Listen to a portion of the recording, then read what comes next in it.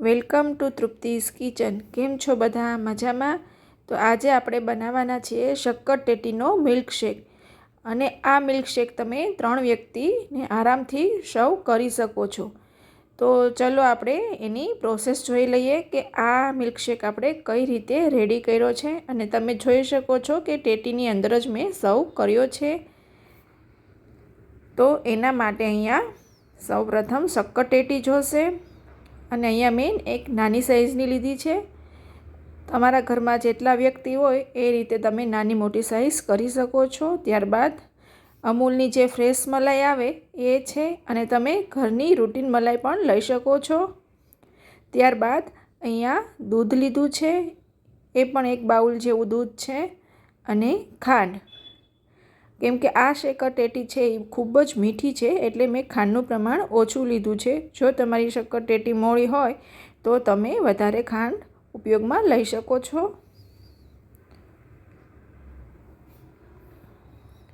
તો સૌથી પહેલાં આપણે શક્કરટેટીને ધોઈ અને સાફ કરી લીધી છે. તો ત્યારબાદ આપણે આ રીતે ઉપરથી કટ લગાવીશું. તો તમે જોઈ રહ્યા છો કે કઈ રીતે અહીંયા કટિંગ કરવાનું છે. કેમ કે આપણે એમાં ને એમાં સર્વ કરવી છે, એટલે વ્યવસ્થિત રીતે અહીંયા એનું કટિંગ કરવું પડશે. તો આ રીતે ઉપરથી કટ કર્યા પછી હવે જે એની વચ્ચેના પાર્ટ્સમાં બીજ હોય એ આપણે અહીંયા કાઢી લેશું.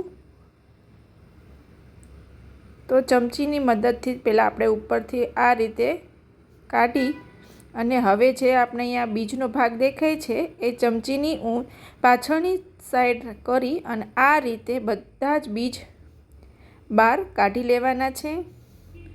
જો તમારી શક્કરટેટી એકદમ મસ્ત પાકેલી હશે તો આરામથી આ બીજ છે એ છૂટા થઈ જશે. તમારે વધારે મહેનત નહીં કરવી પડે.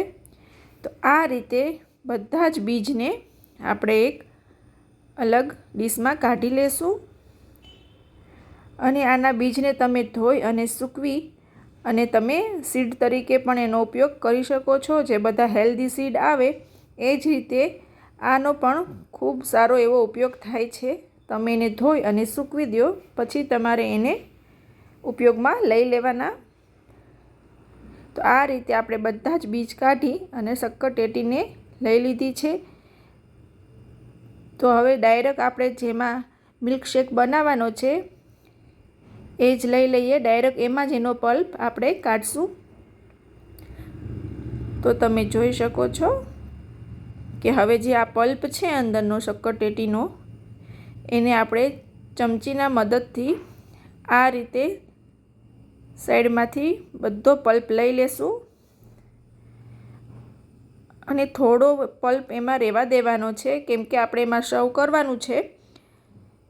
તો થોડો એમાં આપણે રહેવા દેવાનો, જેથી કરીને એ પકડવામાં આપણે ઇઝી પડે. સ્કિન સુધી એનું નથી લઈ લેવાનું, થોડું રહેવા દેવાનું છે. આ રીતે બધા પલ્પને આપણે બહાર કાઢી લેશું. અને શક્કરટેટી છે એ પાકેલી છે, એટલે એકદમ ઇઝી રીતે આપણે પલ્પ કાઢી શકીએ છીએ.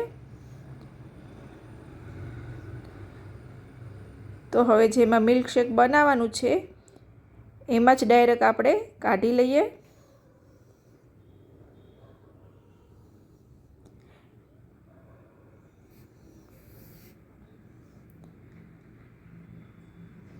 તો આ રીતે આપણે શક્કરટેટીને રેડી કરી લીધી છે. તમે જોઈ શકો છો કે થોડી એવી આપણે અંદરની સાઈડ એને રહેવા દીધી છે, કેમ કે એમાં આપણે સર્વ કરવું છે.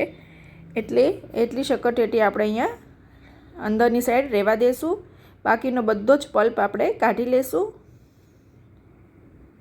ત્યારબાદ એમાં આપણે હવે એક મોટો બાઉલ છે એ દૂધ લીધું છે, અને ફૂલ ફેટ ક્રીમવાળું દૂધ હોય એવું જ લેવાનું. તો આ શેક છે એ ખૂબ સરસ બનશે. ત્યારબાદ અહીંયા ખાંડ લીધી છે. અહીંયા હું થોડી ખાંડ ઓછી લઉં છું, કેમ કે શક્કરટેટી છે એ ખૂબ જ મીઠી છે.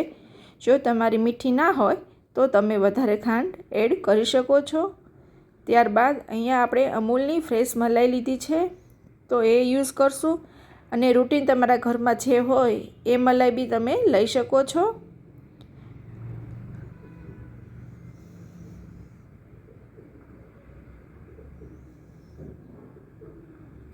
અને હવે ત્યારબાદ આપણે એમાં બ્લેન્ડરથી એને ક્રશ કરી લઈશું. તમે મિક્સર જારમાં પણ કરી શકો છો, પણ અહીંયા હું બ્લેન્ડરનો ઉપયોગ કરું છું, કેમ કે બ્લેન્ડર બધાના જ ઘરમાં હોય છે, જેથી કરીને આ શેક બનાવવામાં ઇઝી પડે.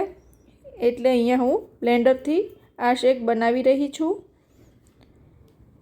તો સારી રીતે આપણે એને પહેલાં ક્રશ કરી લેવાનું છે. તો તમે જોઈ શકો છો એકદમ સરસ એવું આપણું આ મિલ્કશેક બની અને રેડી છે.